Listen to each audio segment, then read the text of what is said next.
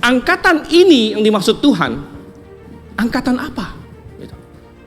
Jadi banyak orang langsung berasumsi angkatan ini maksudnya adalah angkatan yang di zaman Tuhan Yesus.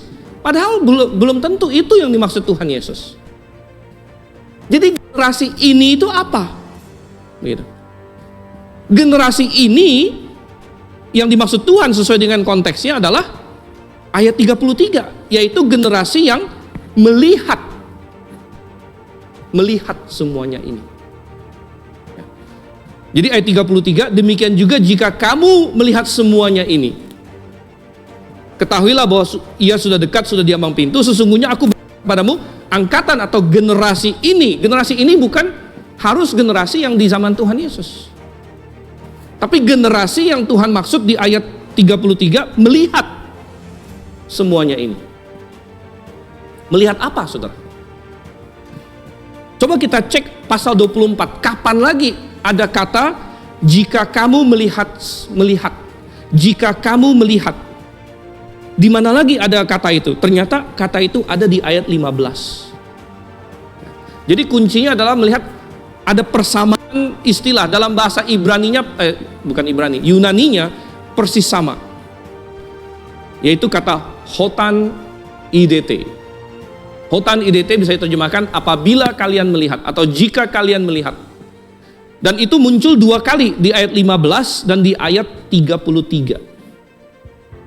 Di ayat 33 tadi, jika kamu melihat, maka ketahuilah sudah dekat, katanya. Dan ini paralel dengan di ayat 15. Jadi apabila, kata apabila sama dengan jika di situ ya, kata hotan dalam bahasa aslinya. Apabila kamu melihat, sini. Apabila kamu melihat kekejian yang membinasakan atau pembinasa keji antikristus berdiri di tempat kudus menurut firman yang disampaikan melalui Nabi Daniel, pembaca hendaklah memahaminya. Jadi ada 2 hal yang Tuhan Yesus bilang, jika kamu lihat, kemudian jika kamu lihat, ya. Dan ini ada hubungannya, ya. Sehingga kita bisa memahami ini adalah siapakah generasi yang Tuhan maksud tidak akan berlalu sebelum semuanya ini terjadi. Generasi yang melihat tempat kudus itu lagi. Karena coba perhatikan dari ayat 2 sampai ayat 15 ada satu gap, saudara. Perhatikan Matius 24 ayat 2. Ia berkata kepada mereka, kamu melihat semuanya itu. Sesungguhnya aku berkata padamu, tidak satu batu pun di sini akan dibiarkan di atas batu yang lain. Semuanya akan diruntuhkan. Berarti Tuhan menubuatkan bait suci akan dihancurkan. Tapi di ayat 15, apabila kamu melihat pembinasa keji berdiri di tempat kudus, loh Tuhan, bukankah di ayat 2 engkau bilang tempat kudus itu akan dihancurkan? Tidak ada satu batu pun di atas batu yang lain. Kok di ayat 15 engkau bilang, jika kamu melihat antikristus pembinasa keji berdiri di tempat kudus? Kok ada tempat kudusnya? Tadi di ayat 2 engkau bilang akan dihancurkan. Di ayat 15 dikatakan pembinasa keji berdiri di tempat kudus. Oh, berarti kalau kita teliti, tempat kudus itu akan dibangun kembali. Sesudah dihancurkan sampai tidak ada satu batu pun di atas batu yang lain, tetapi akan didirikan kembali, saudara. Sehingga ayat 15 bisa terlaksana. Dan saya memahami generasi yang tidak akan berlalu sebelum semuanya ini terjadi adalah generasi yang menyaksikan apa? Yang Tuhan bilang, yang melihat ini. Yang melihat ini. Ini itu apa? Ini itu adalah dibangunnya kembali bait suci. Dibangunnya kembali bait suci.